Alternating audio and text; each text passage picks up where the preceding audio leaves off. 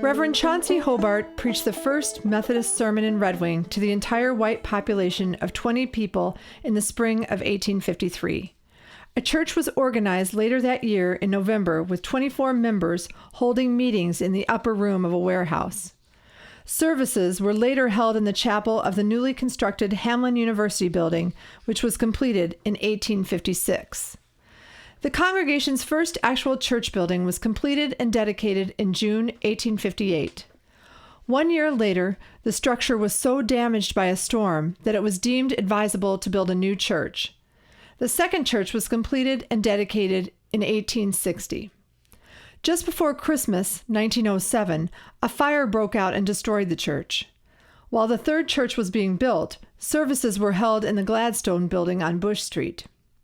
The new church was built of locally quarried stone in the Romanesque style and finished in time for Christmas 1909.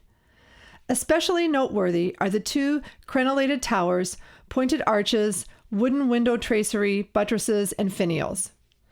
Gracing the building's interior are stained glass windows depicting the parable of the wheat, the forgiven sinner, the good shepherd, the victory, the Galilee, the fisherman, the window of decay and rebuilding, God's promise, and the altar. Particularly significant is the Martha and Mary window. A new activity wing housing church offices, a chapel, a friendship room, a dining room, and kitchens was completed in 1959. A peace garden was planted and dedicated in 2004.